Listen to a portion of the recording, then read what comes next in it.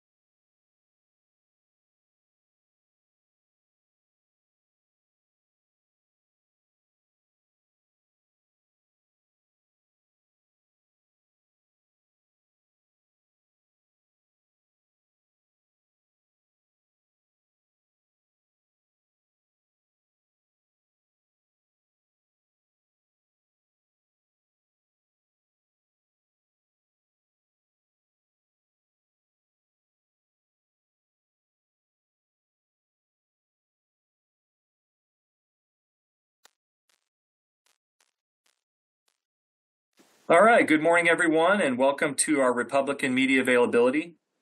We appreciate you joining us. With us today from the House Republican Caucus, we have House Republican Leader Drew Stokesbury of the 31st District and Floor Leader April Connors from the 8th District. And from the Senate Republican Caucus, we have Senate Republican Leader John Braun of the 20th District and Whip Keith Wagner from the 39th District. With that, I will turn it over to Representative Stokesbury for some opening remarks. Yeah, good morning, everybody. Happy, I think, week 13 of session. Thank you all for joining us. I'm Drew Stokesbury, House Republican Leader. We're down in the last 3 weeks of session. There's a lot of big things that are happening. Probably the biggest of all is the state's budget and some potentially massive tax increases that would just wreak havoc on the state's economy. We have seen proposals from the House and Senate Democrats that include a massive B&O tax increase aimed at the companies whose success has allowed Washington to become leaders in funding for things like higher education, K-12 education, healthcare. The B&O tax is targeted at the very companies whose success enabled us to be one of the nation's leader in all kinds of those categories. They have proposed a literal tax on jobs. This is the same caucus that proposed a tax on carbon in order to reduce the amount of carbon being emitted, now proposing to introduce a tax on jobs. Anybody who can't follow that economic theory, that's okay. You can just look at the experience Seattle has had, where they are getting way less revenue than they thought, and they are hemorrhaging jobs to places like Bellevue and other cities around the state, because if you make the price of something more expensive, there will be less of it. So if we are going to add a tax on jobs, you will see less jobs in Washington and more jobs in Florida and Texas and Idaho and Nevada.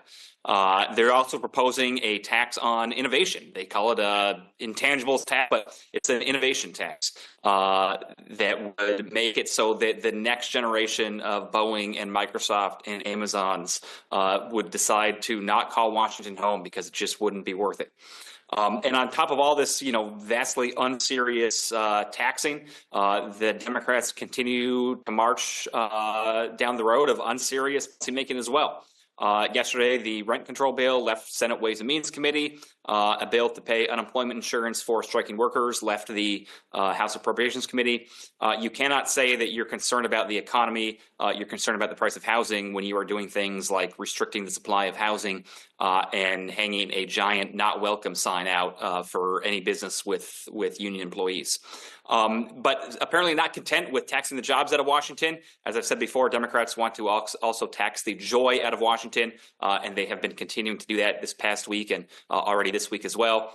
In the House Appropriations Committee yesterday, House Democrats voted out a bill to tax short-term vacation rentals, a bill to tax those little Zinn pouches, and more on the docket for today. What's baffling about these joy taxes is they're simply not necessary. The budget that House Democrats passed, even if you assume all of the new spending items in their budget are necessary, it would only require a tax increase of about $5 billion, not $15 billion. And they could satisfy that with one of the giant economy wrecking taxes they proposed. They don't also need to nickel and dime ordinary Washingtonians to balance their budget. They're just doing it because they want to. And that is pretty frustrating to have colleagues that apparently don't take the principle of do no harm very seriously, and that are so wanton and cavalier about raising prices and raising taxes for middle class and working Washingtonians, whether it's tax on Zinn or a tax on your own home. There are dozens of things that House and Senate Democrats continue to do that are making life more unaffordable for ordinary Washingtonians and are not targeted at the wealthiest individuals or the biggest businesses. They are targeted at regular people like us. And House Republicans are standing up for the little guy. We've got a little less than 20 days to try to make a difference, and that's what we're going to do. So with that, I will remind you all that, as John Handy said, our House Republican floor leader, April Connors from the Tri-Cities, the 8th Legislative District, is here to help with some questions. And then with that, I will hand it over to my Senate counterpart, John Braun. Well, great. Thanks, Drew. And thank you, everyone, for being here this morning. As Drew said, week 13, we're coming down to the end, and it's certainly getting more exciting. So I'd like to start by just, highlighting some of the bad things that happened yesterday to the Senate Republican priorities and which reflect the priorities of our constituents around Washington. We have been focused on public safety, and the Senate the Senate Democrats passed a clemency and pardons bill out of Ways and Means yesterday that would reduce the requirements for releasing folks earlier. On affordability, a really bad day. As was mentioned, they passed rent control, which is going to have the opposite effect of what they intend. It's going to ultimately increase prices and reduce access to housing across our state. They passed the low carbon fuel standard, which is projected to increase fuel prices by as much as 40 cents by 2030, something most Washingtonians just cannot afford. And finally, they passed the hydrocarbons bill that's going to drive up food prices and add additional cost to processing food and retail side of food. It's a bad bill. It isn't well thought through. In fact, it requires a study to go along with implementation so they can understand actually how to implement it. It's a half-baked idea that's going to drive up the cost of food across our state. On K-12, another bad bill. The Senate Democrats passed out the bill that strips out big chunks of the parental rights initiative that was passed last year, and also adds very punitive policy to school districts and to administrators who don't toe the line with their social policies. It's a bad bill that's not aimed at improving education. It's aimed at enforcing their will on folks around the state of Washington, and it's wrong.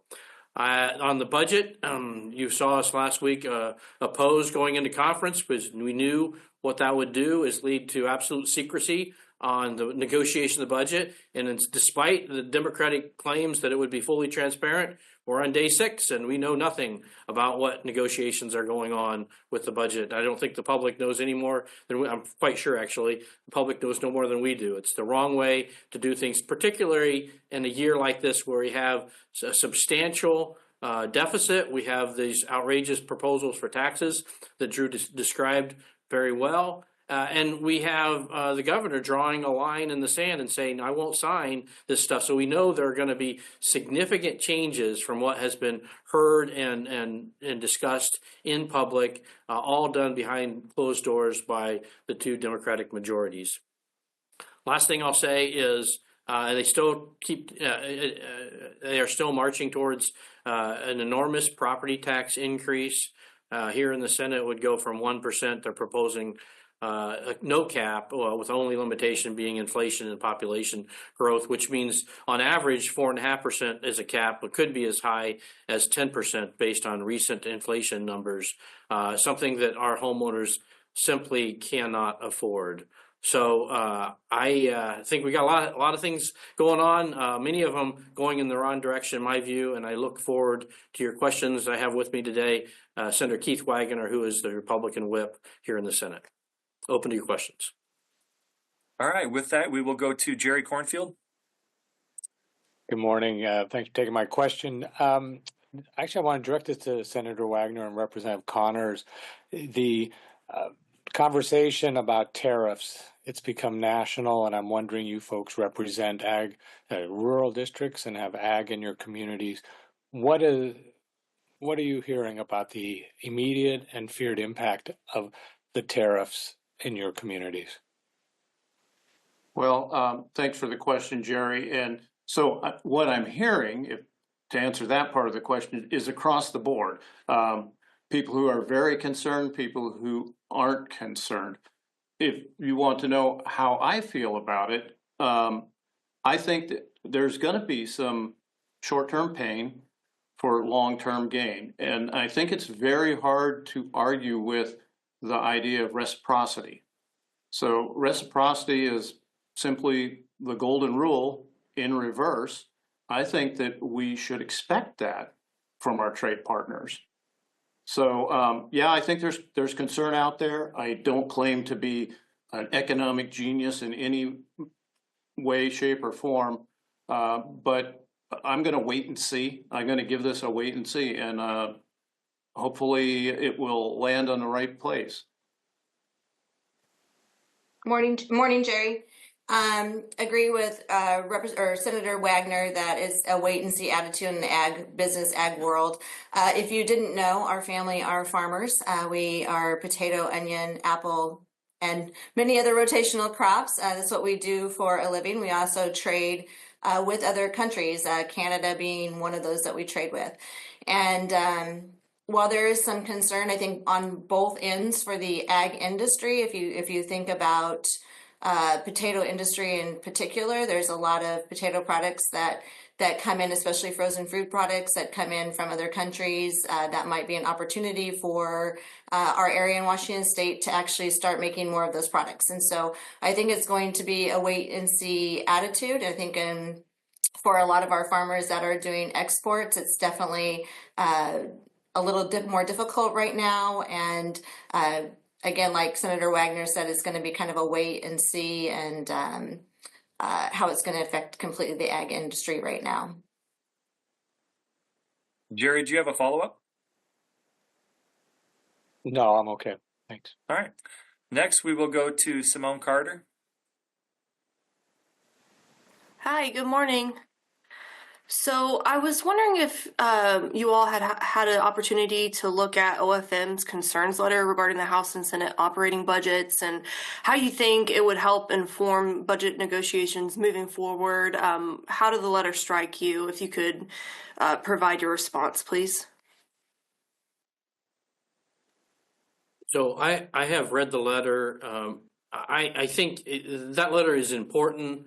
I think that letter and historically previous versions of that letter deal largely with technical concerns, implementing things that are suggested in the budget. There are some pushback on specific items that don't seem reasonable. I don't think it gets after the big issues, but I think the governor did pretty clearly in his press conference last week. He set out very clear priorities for what he expects to get in terms of in what kind of a budget and supporting bills he would sign. That is, I think, by far more important to say, look, this is entirely too much taxes. Unfortunately, he didn't close the door entirely on taxes. We know we could do this without taxes. We know certainly there's some uncertainty in our future, financial uncertainty in our future. We'd be wise to do it without taxes, make sure we husband our resources and prepare ourselves whatever ups and downs we might have over the coming year or years.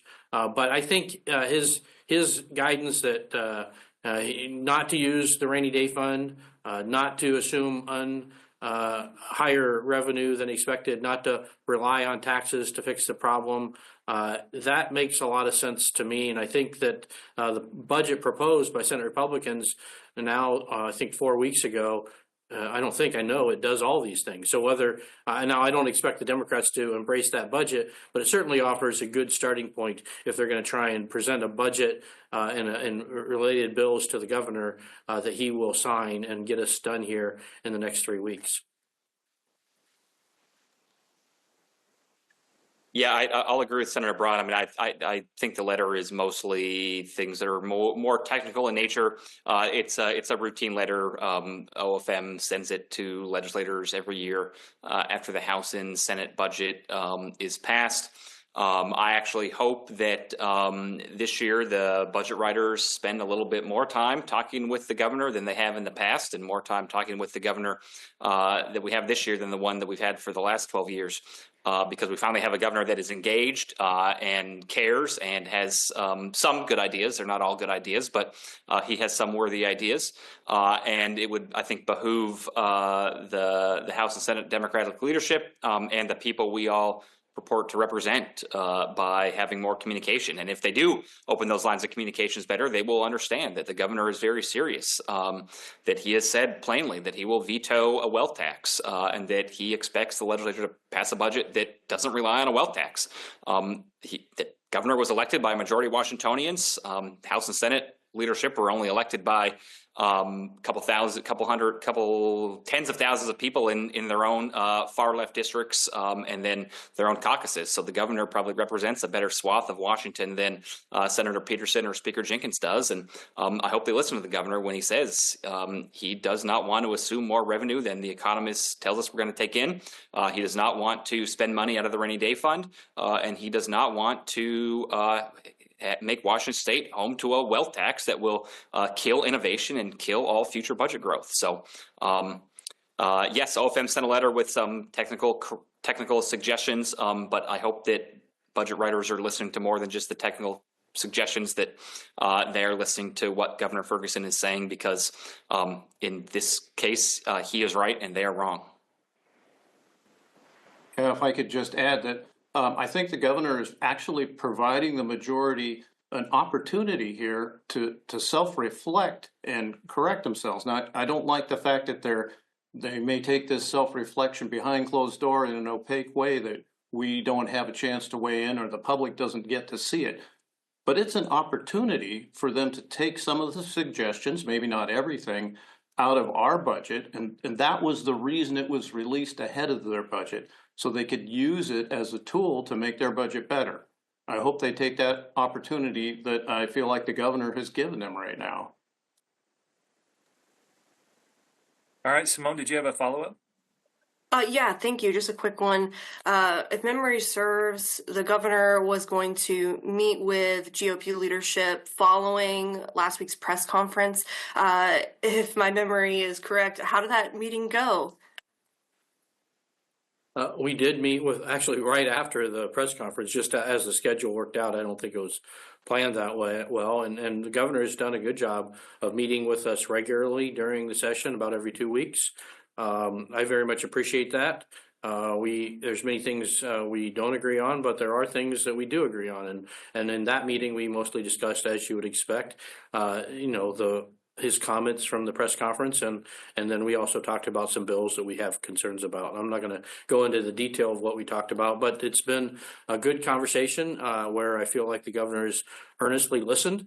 Even if he didn't agree, I think he's been willing to listen to our points of view, and I'm hopeful that will influence how he addresses any bills that come before him for signature. Yep, I agree with Senator Braun's characterization. It was a good, pleasant meeting. Appreciate his willingness to engage with folks on the other side of the aisle and to have rational conversations based in this reality, not some alternative reality. And that's a refreshing change. So we pointed out a couple areas where we thought we could find some agreement, flagged a couple issues that we think are some problematic bills and issue areas that are still in the mix, and try to explain to him why we think they'd be a bad direction for Washington State. And he was receptive. He listened, but he can speak for himself too. And he did speak very loud and very clearly right before he met with us when he said that he would veto the wealth tax. And he has some, he called them bottom lines, red line, non-negotiables, pick whatever phrase you want in the budget. And I sure hope that House and Senate Democrats don't think that they are going to try to roll the governor or don't think that they want to try to call his bluff, because that will send us into special session for no reason whatsoever, because the governor has been very clear about the kind of budget he wants to see, and it's a very, very easy solution to provide. The question is whether House and Senate Democrat leadership are going to work with the Democratic governor who has been elected by the entire state, or if they're going to cater to the far left flank of their internal caucus. All right, next we'll go to Laurel Demkovich. Hi, good morning. This question is for Senator Braun and possibly Senator Wagner too, if you wanted to weigh in.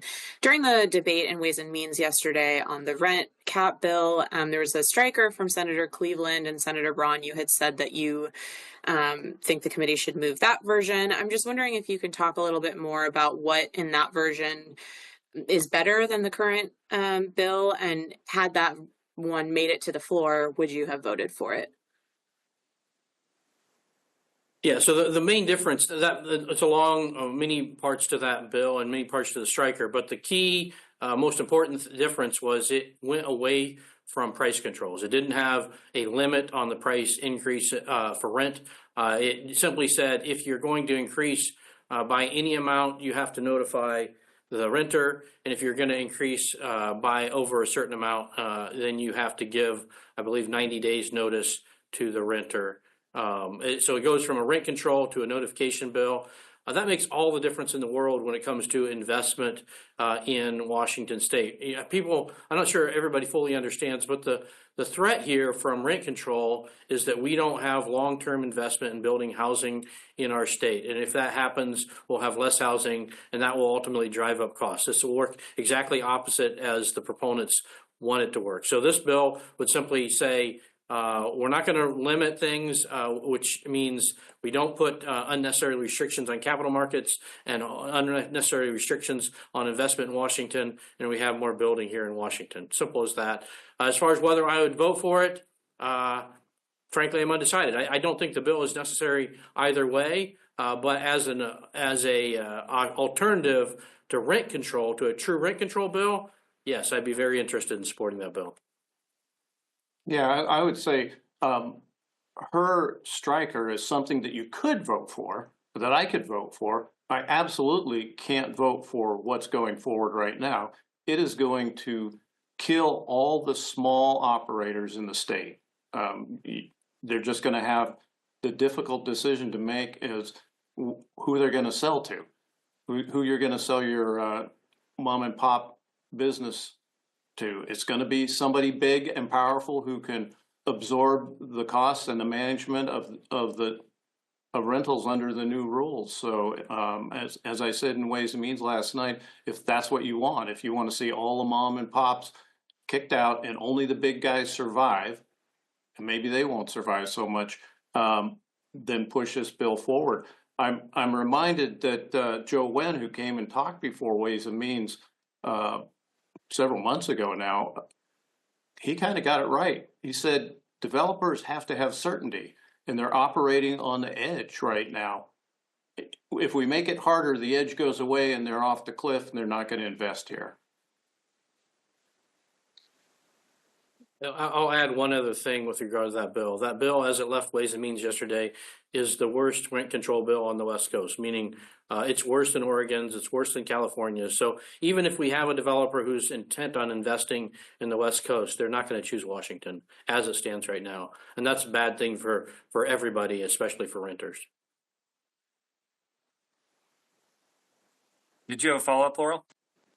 I guess just quickly on that last point, can you elaborate on what you mean by worst? I'm not familiar with all of the details in the Oregon and California bills. So laws. there's a lot of details in there. I'm not sure I could go through all of them from memory, but the one that's probably the most important is the cap. That bill has a 7% cap where and no acknowledgement of inflation, CPI, whereas both in Oregon and California include CPI inflation in their cap, so that when you have significant increases to the cost of managing an organization or rental, that can be passed on. Because if you can't pass it on, they simply go out of business. Senator Wagner is exactly right. If there are real costs to managing rental housing, and if you can't recoup those costs in some fashion, you simply can't be in business. You can't provide that housing. It's as simple as that. And both California and Oregon are better than this bill in that regard.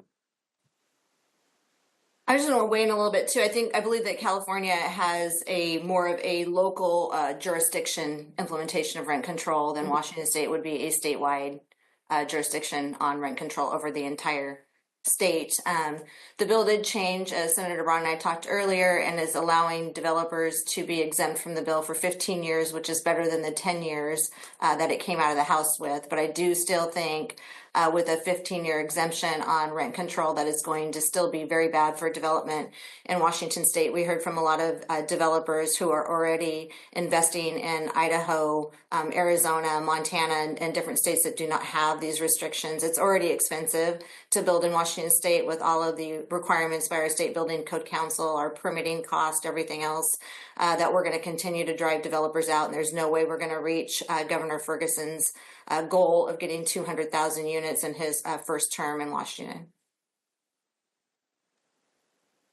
All right, next we'll go to Jeannie Lindsay. Hello, good morning. Thank you for taking my question. Senator Braun, I wanted to follow up on something you mentioned earlier just about the budget conversations. I know that budget conversations in this phase of the process typically happen behind closed doors before there's an agreement that is made public later on, close to the final days of session.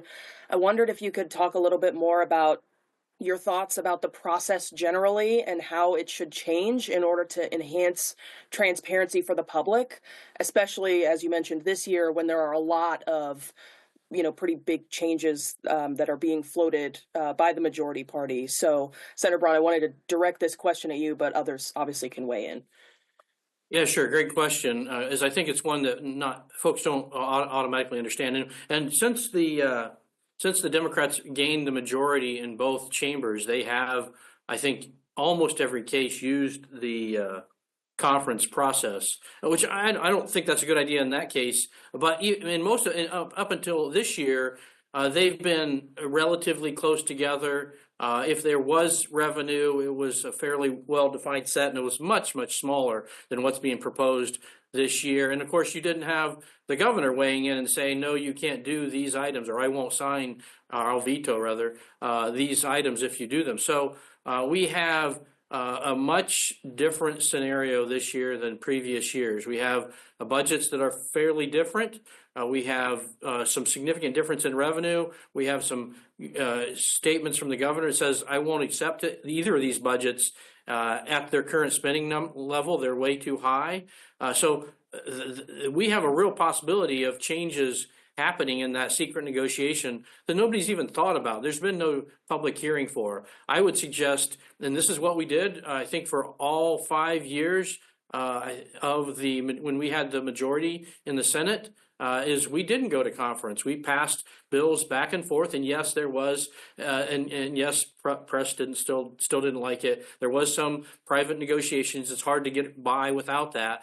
But we would periodically pass a budget back and forth and give the public and give the the media a chance to see the progress that was being made. Right now, we have none of that. There's no way that they're, at least so far, they're not signaling at all. We have decided on X or we've decided against X. We're just left to guess probably for the next 2 weeks until they roll it out. And then the last thing, with a conference procedure, which didn't exist as we did it back in the old days, as they say, is there's no amendments allowed. Once they come up and they vote it out of conference, it goes up for a yes or no vote in front of the two caucuses, and there's enormous pressure on the majority caucus to just approve whatever the budget writers came up with. So it's not just Republicans that don't know what's going on. I would submit to you that most of the Democratic caucus doesn't know what's going on right now. And certainly the public doesn't know what's going on. There's absolutely a better way. You just pass a budget back and forth at certain milestones to signal, hey, we've made some progress on these items, and then and put it in the lap of the other chamber to work on. Much better way in this situation. Did you have a follow-up, Jeannie? Not right now, but thank you. All right. Next, we go to John Stang.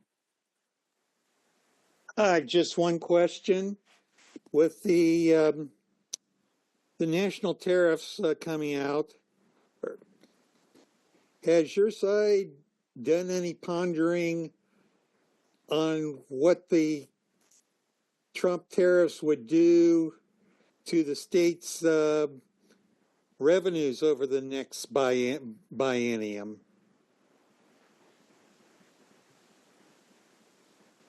Well, certainly, like I would suggest maybe every citizen in our country, we've all, I'm sure, thought about it some. It's hard to ignore it. It's been the top of the news.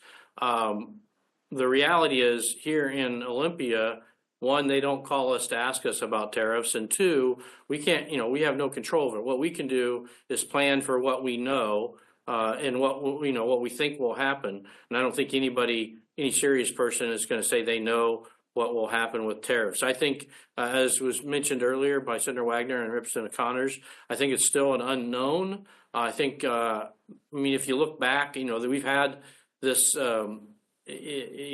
this effort on tariffs since the first Trump administration, kept in place throughout the Biden administration. By and large, those did not have the impact that many people thought they would. This is certainly a different and broader approach, but literally things are changing every day, sometimes more than once a day. So I don't think we're either in a position to have an impact. Certainly they're not asking us, and nobody knows the outcome. So for me, what I focus on are things I can control. And I know people are pretty worried about tariffs, but tariffs are tax. I'm much more worried about the taxes that the Democratic majorities want to put in place in our state and the damage that will do to our economy, regardless of what happens with tariffs.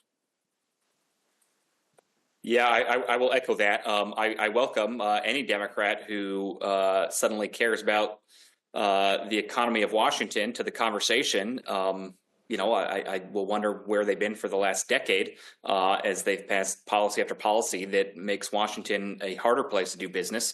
But yeah, we should all be concerned about Washington's economy and our ability to have companies grow and thrive here that hire great people that can live, work, and raise a family in this great state. And I support policies that are conducive to that, and I oppose policies that make that harder to achieve. But I ran for state office because my constituents wanted me to help with state issues.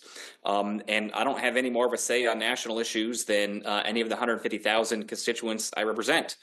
But when it does come to state issues, we can make a difference. So yes, if folks are concerned about the impact that taxes will have to the state's economy, then let's take the tax on innovation off the board. Let's take the tax on jobs off the board.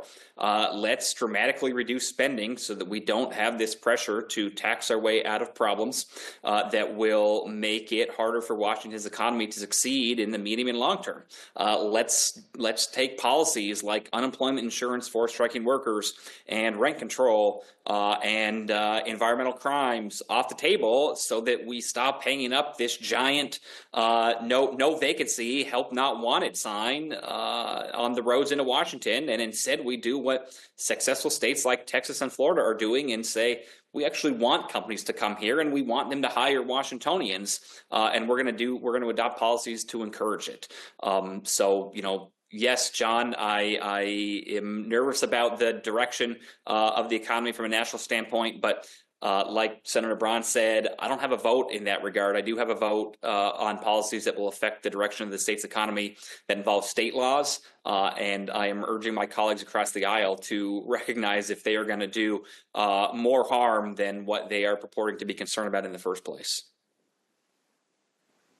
I just chime in that I think we were all happy to hear the governor say that he was not didn't want to sign a budget that was going to touch our budget stabilization account, our rainy day fund.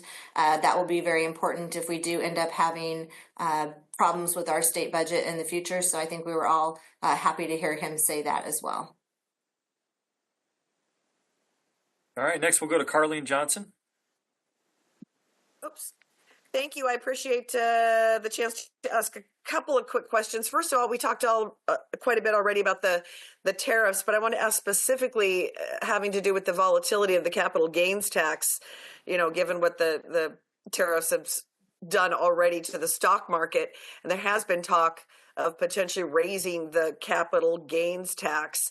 Do any of you have concerns that, that might further that conversation given what's happening with the stock market right now?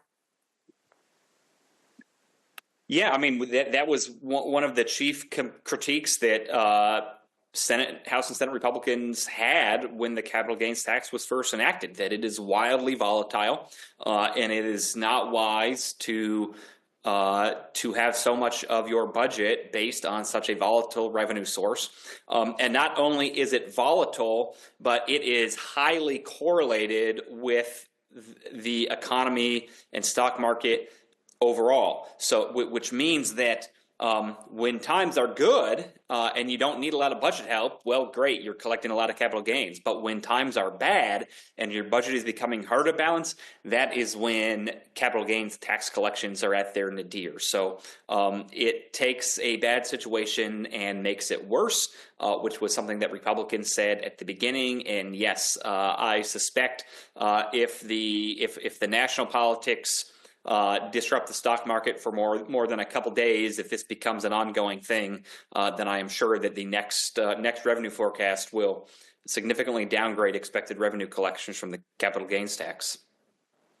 Yeah, the capital gains tax, I mean, it's a tax on investment, it's a tax on innovation, both things that have served Washington's economy well. The notion that they're going to raise the rate is just going to drive those things away from Washington. You've already seen we've already seen the revenue from, in addition to just the innate volatility, we've already seen the revenue from capital gains go dramatically down because people adjust their behaviors. The people who would pay these tax have other options for investment outside of Washington State, have other options for living outside of Washington State. Think Jeff Bezos, and they're going to take those, and we're not going to see the revenue, and we're going to destroy Washington's economy. Did you have a follow-up, Carlene? I do. Kind of unrelated question, but I was watching that that Senate Ways and Means Committee hearing Monday afternoon into the evening, and just watching, Republican members attempting, offering amendment after amendment, only to be, I urge a no by the committee chair, of course. Is there a way to characterize just how bad from your perspective this session is? I mean, just in that hearing, whether it's parents' rights being amended, the permit to purchase, the race-based housing program, rent control, all of it, thing after thing after thing that just gets pushed through. It seems like it's really bad this year from your perspective, I would guess. Can you characterize it given previous sessions, or is this bill just really the worst of the worst? Yeah, I don't have any pithy comparison but I would just kind of look at last night's hearing. We had 26 bills that were exec'd out. I think 16 of them had all the when they came out of the House had all the Republicans that no, and even some of the Democrats that no. So these were very divisive bills. Of the remaining 10, half of them were small bills that were bipartisan, and the other half were still very significant no votes on there. So these are, the majorities like to say, a lot of what we do around here is bipartisan, and that has been true in the past. That does not seem to be true this year nearly so much, and certainly not last night. There were a lot of bad bills that passed out of Ways and Means last night. Very discouraging for me, but more importantly, it should be pretty discouraging for the people of the state of Washington who see themselves getting run over by bad policy from the Democratic majorities. And Carlene, I'll just add in appropriations last night, it was very similar. We had 22 bills. Actually, I think 21. One was pulled off the list last night that were exec'd out.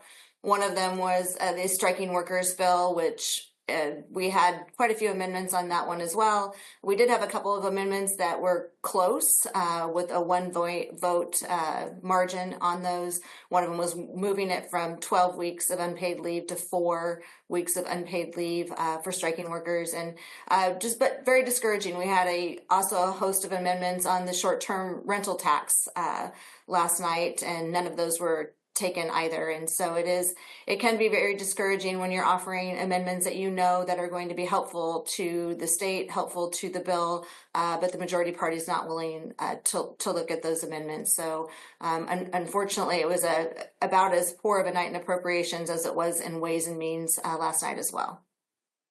Yeah, when almost every single Republican amendment is just summarily dismissed, some with no argument at all for the reason, it makes it less satisfying to work with people when you feel like they're not listening to you at all. And I'll give you one example of an amendment that's just on its face perfectly fair. In the rent control bill, if you're the tenant and you sue, you can recover legal fees. If you're the landlord and there's a lawsuit and you win, you can't. I mean, that's just on its face is completely unfair, and it's just one example of the things that have been summarily denied because it's our idea. It's demoralizing, especially when you have to go back and work with the people again and assume that we're all working in good faith. I hope that that's true, but a night like last night does drag, at least on me, drags on my psyche, and sometimes makes me wonder what I'm doing down here. Okay, we've got time for one more question. We'll go to Jacob Moore. Hi there. Yeah, my question is primarily for Senator Braun, but could also apply to a number of the legislators here. My question is basically, what are your biggest concerns with how the proposed property tax changes will affect constituents in more rural communities like yours in the 20th district around Centralia, Chehalis, and even in East County, Lewis County? That's a great question, Jacob. So, I mean, some of them, the concerns for my district are the same concerns as around the state. This is a regressive tax that is a bigger impact to folks who are middle income or living close to poverty or in poverty than it is for wealthier. It's just hard on people, and it's harder on rural communities where an increase can mean because we have lower assessed value than some other places in the state. We tend to have higher levies, whether it's for schools or fire districts or library districts. The levy rate, the dollars per thousand, tend to be more in rural areas than they do in high assessed value urban areas. And that means relative to their assessed value, they're just going to be paying more money that they frankly can't afford. So this is a big deal. And then stack on top of that the fact that we have this housing crisis that we're going through, which has made both purchasing a house or renting very expensive, and that's not just true in urban areas. It's very true in rural areas where I live. Housing prices have gone up significantly. Rents over the last 5 years have gone up significantly. I will add, in some places in Lewis County where there's been some significant building, because of that building, I've seen some evidence that rents have stabilized, which is a good thing and a good example of why the solution to housing is supply, not restrictions like rent control. But back to your question for property tax, it's just a housing cost people, particularly in rural areas, just cannot afford. And we're going to make it, eventually, we're going to make it impossible for them to stay here in our great state. Yeah, I will echo that. I mean, it's frustrating to watch the rhetoric from the other side say that their revenue proposals are about rebalancing our tax code and making wealthy Washingtonians pay their fair share. And again, like I said at the beginning, I think it's a little foolish to target the companies whose success has enabled our state to have such great levels of K-12 funding and higher ed funding and healthcare funding. But you know, you do you, I guess. But that's but even if that's true, even if it is a good thing to tax the oblivion or tax these big companies that have had success out of oblivion, it's not. But even if it were, that's not all their tax policies are doing. They're also targeting regular middle class working families. You know, in a session where we say that we want to reduce the price of housing, to have a double whammy of a giant new tax on people who currently own homes and a giant new squeezing of builders who want to build new homes and create more supply, that is going to devastate the state's housing market and make housing even more unaffordable and unattainable for people, which is the opposite of what our goal should be. So both frustrating from a macro level that the execution does not line up with the rhetoric, but also frustrating on the micro level that the policies that are being pursued would be extremely detrimental to this stated goals. And just to jump on what Rep. Stokesbury said about people who currently own homes, if we care about keeping people in their homes and home ownership, this is the worst way to go about it. This is a way to force people out of their homes and make more people homeless at a time when we say we're trying to work for the opposite outcome. All right, with that, we will go to closing remarks, and I'll send it to you, Representative Stokesbury. Yeah, well, I don't have a whole lot else to add. Thanks everybody again for joining us, and I'll just circle back to how I started, which is we've got 20 days left and a large budget situation to solve, and there are a litany of taxes on the table. The taxes on big businesses and wealthy Washingtonians would devastate the state's economy, and the taxes targeted at regular people would devastate the pocketbooks of regular Washingtonians. The solution is to do a better job on the spending side so that there isn't a need to raise taxes by a massive amount. Governor Ferguson outlined some non-negotiables, some bottom lines of his that would put the state on some more sensible footing and would be eminently easy to do. And I hope that House and Senate budget writers are listening to the governor and are willing to work with him and don't think it would be a good idea to try to challenge him in a game of chicken that will put a lot of jobs at risk and send us in a special session. This isn't a hard problem to solve. We can do it, and we can do it in a way that that doesn't raise taxes on regular Washingtonians and do it in a way that doesn't devastate the state's economy. So I hope we can figure that out in the next 20 days. And I'll just add, thank you very much for taking the time. We're out of time today, but I appreciate you taking time to call in or dial in, ask your questions, and the work you do keeping our public informed. Have a great day.